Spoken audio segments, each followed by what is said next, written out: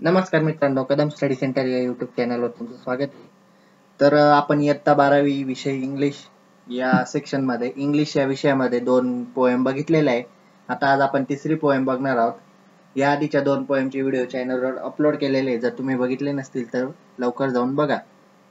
Okay, तर मग आजची पोएम आहे आपली the Inchcape rock poem 2.3 the Inchcape rock. याचा आपण आज फुल्ली एक्सप्लेनेशन बघणार आहोत. ही पोएम एका म्हणजे एक पायरेट किंवा एखादी शिप किंवा समुद्र याच्याबद्दल आहे. चला तर मग आपण सुरू करूया. इथे पोएमचा पोएट आहे रॉबर्ट साऊदी.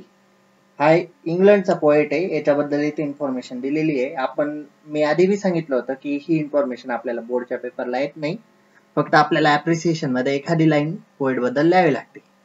तर मग आपण पुढे पोएमला स्टार्ट करूया. तुम्हाला ही इन्फॉर्मेशन वाचायची तर तुम्ही वाचू शकता. ओके, चला तर मग आपण आता पोएमला स्टार्ट करूया.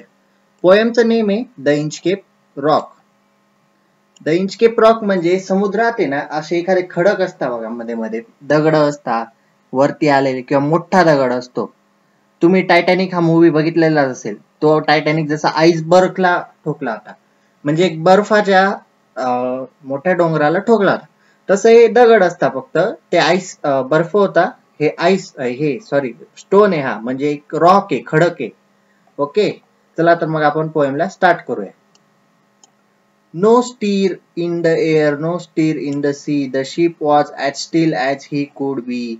हर sails from heaven receive no motion, her keel was steady in the motion ocean. आता इथे पोएट काय सांगतोय, हवेमध्ये काहीच म्हणजे हवा पण चालू नव्हती, काही मोशन बी चालू नव्हती. शिप एकाच जागेवर स्थिर उभी होती, पुढे बी जात नव्हती, मागे बी येत नव्हती, काहीच नाही. ओशियन मध्ये एकदम शांतता होती, कुठलीच मोशन नाही, कुठलीच हवा पण चालू नव्हती, एकदम स्टेडी उभी होती शिप. ओके, सेकंड पॅरा बघा. विदाउट आयदर साइन और sound of their shock, the waves flowed over the Inchcape rock. So little they rose, so little they fell, they did not move the Inchcape Bale. म्हणजे ज्या waves होत्या ocean मध्ये, त्या waves Inchcape rock पासून जात होत्या, थोड्याशा वरती जायच्या, थोड्याशा खाली यायच्या, काही जास्त हालचाल करत नव्हत्या. हळूहळू त्या बेल पर्यंत पण ते पोहोचत नव्हत्या. Okay, the abbot of Aberbrothok. Aberbrothok हे प्लेसचं नाव आहे, एका ठिकाणचं नाव आहे. आणि ॲबॉट म्हणजे बघा इथे मिनिंग दिलेलं आहे. ॲबॉट म्हणजे काय, हेड ऑफ अ बे ऑफ मॉंक्स, म्हणजे मॉंक्स जे राहतात. इथे काय म्हटलंय, a building where monks or nuns live use to live. जिथे मॉंक्स राहतात, तो ॲबॉट म्हणजे मॉंक्सचा हेड, म्हणजे एक नेता किंवा त्यांचा हेड. तो कुठे राहायचा, ॲबरथॉक, तिथे राहायचा. Okay, had place that bell on the Inchcape Rock. त्यांनी काय केलं, हा जो रॉक आहे इथे दिसतोय बघा, हा जो रॉक आहे याच्यावर एक बेल लावून दिली. On the bay in the storm it floated and swung, and over the waves it warning rang. Bay म्हणजे काय, फ्लोटिंग ऑब्जेक्ट अँकर in the sea to mark dangerous place. म्हणजे एखादा खडक असेल ना, त्याला असं आपल्याला अलर्ट भेटण्यासाठी, रात्रीचा आता हा दगड दिसणार नाही, मग त्याला अलर्ट करण्यासाठी काय लावता, बेल बेल लावता. मग ती बेल हवेनी किंवा पाण्याच्या धक्क्याने वाजते. मग ती वाजली का आपल्याला कळून जातं बॉय ते दगड आहे किंवा काही आहे. ओके, चला नेक्स्ट बघू आपण.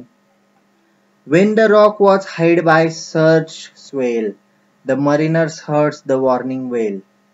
सर्च स्वेल म्हणजे sudden and great rise in the level of sea. जेव्हा पाणी वाढतं किंवा पाण्याच्या लाटा जोरजोरात व्हायला लागतात, तेव्हा the mariners herds the warning bell.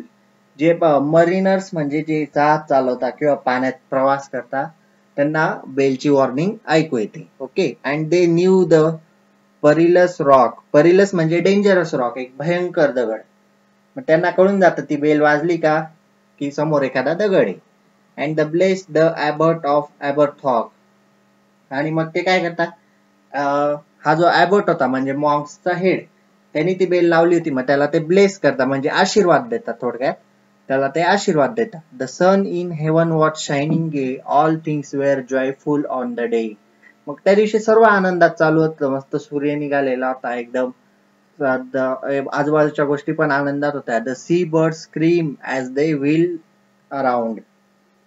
ते जे पक्षी होते समुद्राच्या वरती, ते पण एकदम आनंदात होते. ते असे एका चाकासारखे गोल गोल फिरत होते.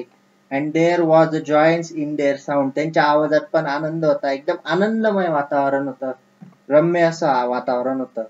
नेक्स्ट बघा काय होतं मग ते वातावरण होतं. नंतर बघू. The way of Inchcape bell was seen a darker speck on the ocean green. Sir Ralph the Rover walked his deck and he fixed his eye on the darker speck. मग आता तुम्हाला थोडक्यात कळलं असेल जो इंचकेप रॉकला त्यांनी bell लावली होती कोणी ॲबॉटने. मग आपण जेव्हा काही चांगलं काम करतो त्याला सगळ्यांचा आशीर्वाद भेटत होता असं तसं. मग आपण जेव्हा चांगलं काम करतो ना कोणीतरी आपल्याला मागे खेचण्यात असतंच. आपल्या आयुष्यात पण बघा आपण जर काही चांगलं करायला गेलो तर नाव ठेवणारे लोक नाव ठेवतातच. तसं इथे एक माणूस होता, एक पायरट होता, एक डाकू होता. त्याचं नाव होतं सर राल्फ द रोवर. त्याला ती बेल दिसली. मग आता तो काय करेल पुढे बघू आपण. He felt the cheering power of spring. It made him whistle. It made him sing. His heart was full to excess, but the rover smith was witness. त्यांनी काय केलं थोडक्यात एकदम तो असा शिट्टी वाजवत होता. स्प्रिंगचं वातावरण होतं. स्प्रिंग हा सीझन चालू होता. तो असा मस्त शिट्टी वाजवत मस्त रम्य वातावरणात चालत होता. त्यांनी ती बेल कापून टाकली. ओके नेक्स्ट बघू. His I was on the Inchcape float. Quoth me, my men put out the boat and row me to the Inchcape Rock. I will plug the abbot of Aberthock. त्याने coat केला. त्याने काय coat केला. माय main put the boat.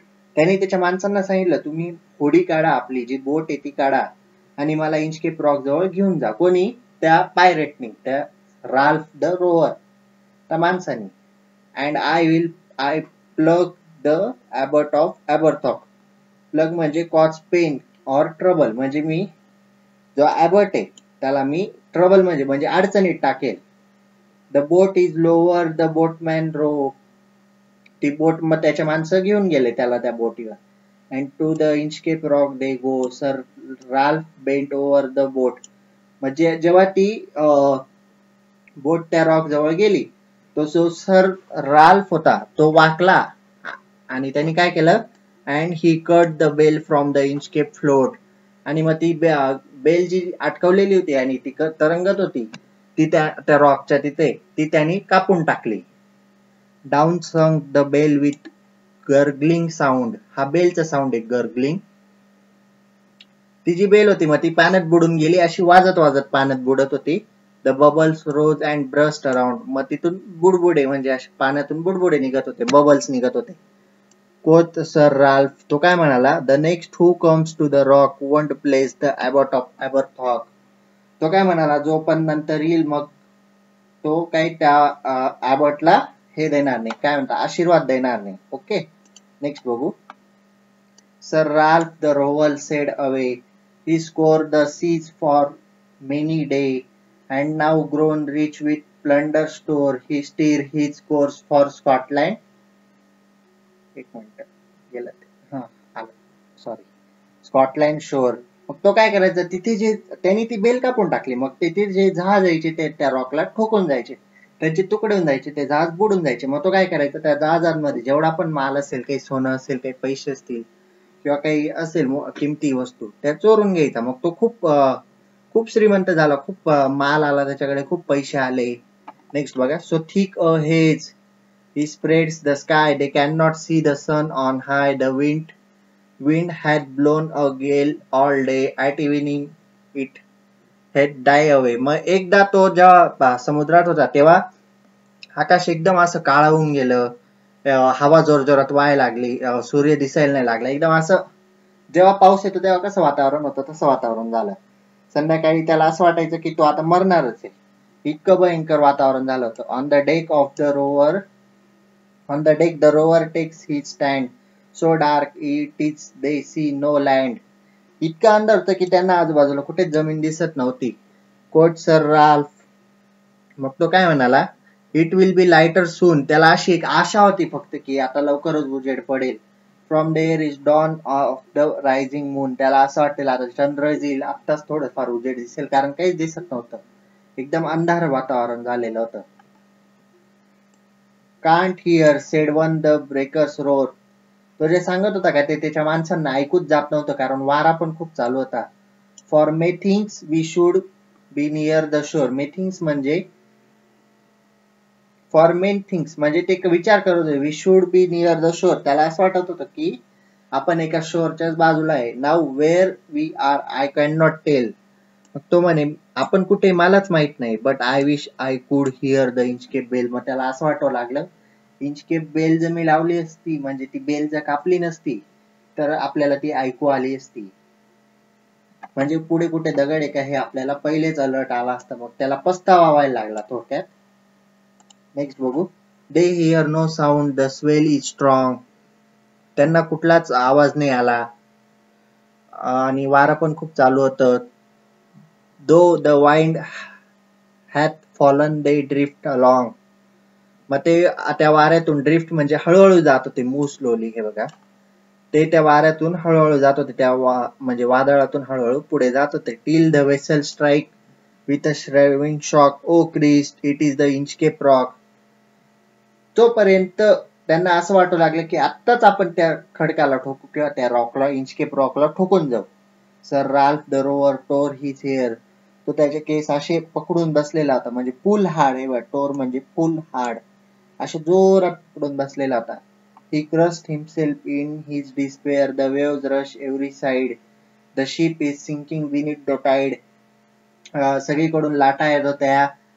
Ship अशी खाली खाली जाऊ लागली होती, म्हणजे पाण्यात जायची परत वर यायची. But even in his dying fear one dreadful sound could the rover hear. A sound as if with the Inchcape bell the devil below was ringing his knell. म्हणजे त्याला, आता नेल म्हणजे काय ते बघू आधी. The sound of a bell rung solemnly after the death or the funeral announcement of death. त्याला असं वाटलं की आता आपण मरणार आहे, म्हणजे खूप वादळ चालू आहे, पुढे रॉक येईल कुठेतरी, इंचकेप रॉक, आणि आपण मरून जाणार आहे.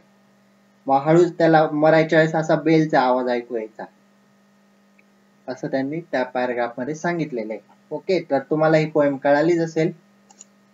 म्हणजे थोडक्यात आता शॉर्ट मध्ये मी सांगतो तुम्हाला या पोएम मध्ये काय दिलेलं आहे. एक ॲबॉट होता. ॲबॉट म्हणजे मॉन्क्सचा हेड. त्यांनी काय केलं, एक रॉक होता समुद्रात, म्हणजे एक खडक होता थोडक्यात. मग तो खडक असा रात्रीचा किंवा पाणी जास्त राहिलं का मग तो खडक पाण्यात दिसायचा नाही. मग त्याच्यावर जहाजांचा ऍक्सिडेंट होऊन जायचा. मग तिथे काय व्हायचं, मग ते लक्षात नाही यायचं. मग त्यांनी काय केलं, ते रॉकला एक बेल बांधून दिली. बेल का बरं बांधली त्यांनी, की ती बेल वाजेल हवेनी किंवा पाण्यानी, लोकांना कळून जाईल की ते रॉक आहे. मग लोकांना अलर्ट भेटून जायचा की पुढे रॉक आहे.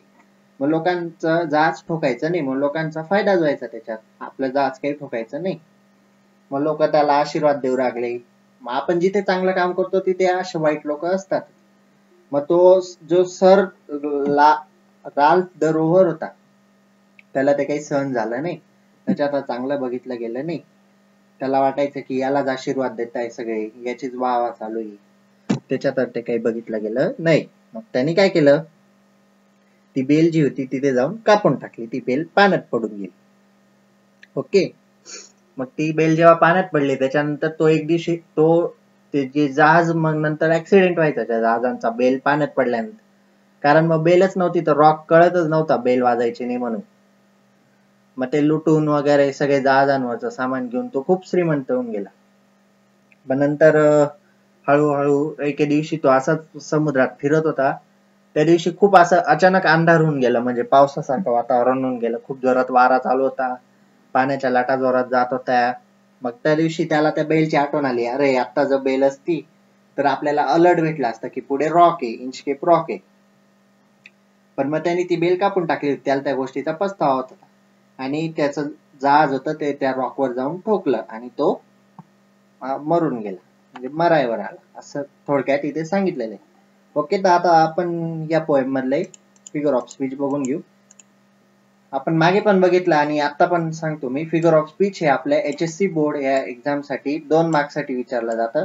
1 mark for naming the figure of speech. तुम्हाला नेम करायचं, एखादी लाईन दिलेली राहील रॅन्डम, त्या लाईन मध्ये कोणता फिगर ऑफ स्पीच आहे त्याचं नाव लिहायचं, आणि 1 मार्क फॉर एक्सप्लेन इट, म्हणजे ते एक्सप्लेन करायचंय नंतर तुम्हाला. असे 2 मार्कला विचारलं जातं. मी काही लाईनचे लिहिले, बाकीच्या लाईनचे तुम्ही करून घ्या. किंवा मग तुम्ही कमेंट मध्ये पण सांगू शकता. आणि ज्या मुलांना फिगर ऑफ स्पीच बद्दल काहीच माहित नाही काय असतं कसं असतं त्यांनी कमेंट करा, आपण एक स्पेशल व्हिडिओ याच्यावर बनवून टाकू. तर बघा काही एक्झाम्पल मी केलेले आहेत. No stir in the air, no stir in the sea. इथे फिगर ऑफ स्पीच आहे रिपिटेशन. रिपिटेशन म्हणजे नो वर्ड रिपीट होतात. मग इथे नो नो हा वर्ड रिपीट आलाय, स्टीर पण रिपीट आलाय. हे बघा इन पण आहे, इन पण आहे, द पण आहे, द पण आहे. ओके.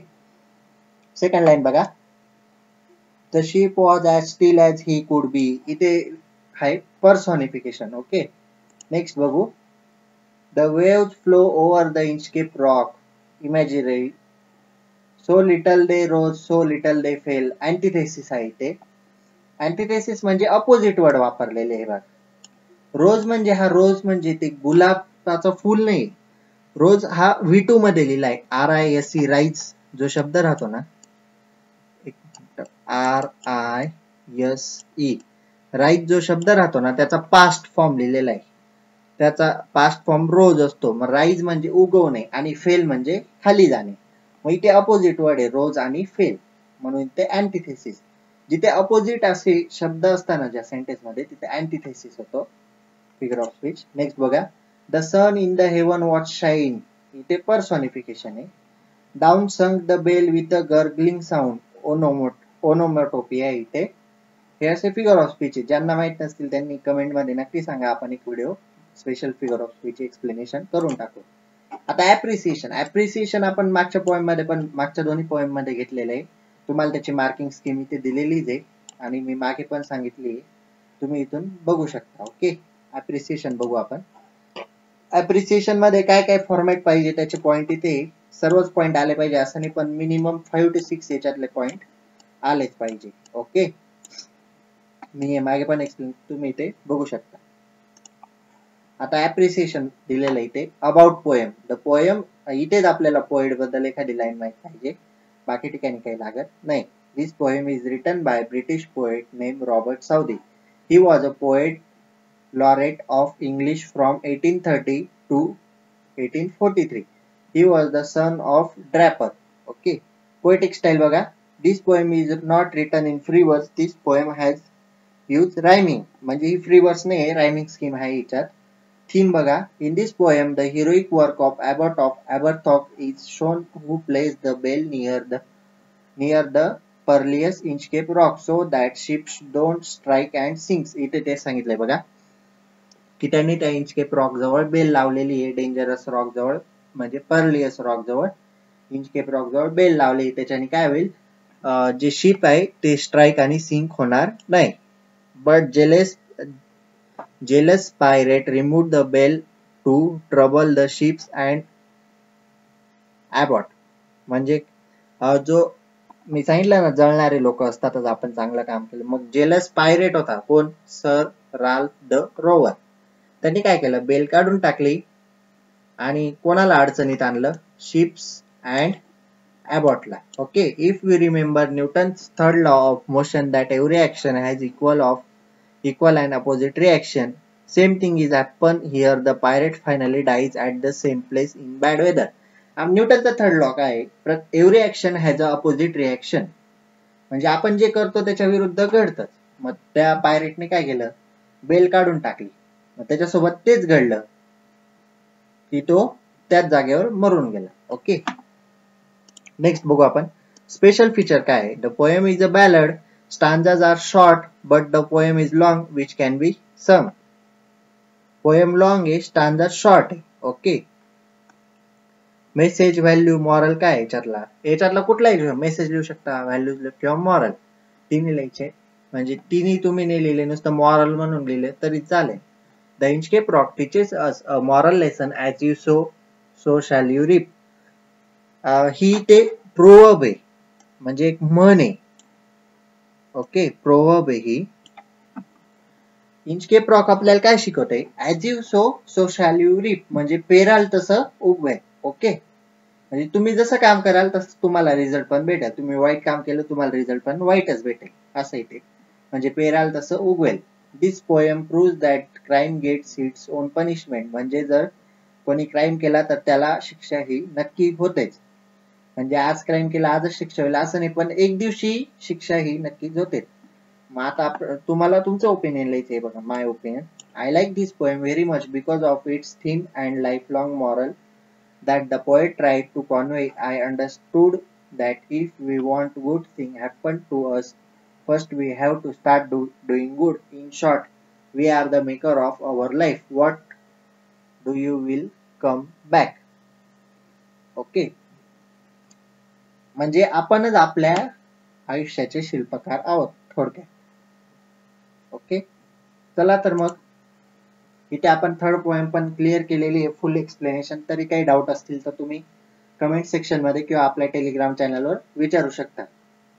पीपीटी तुम्हाला टेलिग्राम चॅनलवर भेटून जाईल. ज्यांना पाहिजे असेल त्यांनी टेलिग्राम चॅनल जॉईन करा किंवा सर्वांनी जॉईन केले तरी चालेल. ओके, चला तर मग व्हिडिओ आवडली असेल तर लाईक शेअर सबस्क्राईब नक्की करा. आपण पुढच्या एका नवीन व्हिडिओमध्ये परत एकदा भेटूया. पुढची पोएम आपण लवकरच घेऊन टाकू. 3 पोएम झालेला आहे, आता 8 आहे ना टोटल, 5 पोएम बाकी आहे आपल्या. ओके, चला तर मग नेक्स्ट पोएम नेक्स्ट याच्यात बघू. पुढची पोएम कोणती आपण एकदा बघून घेऊ. नाही तर चला नेक्स्ट पोएमची व्हिडिओ लवकरच अपलोड करून टाकेल.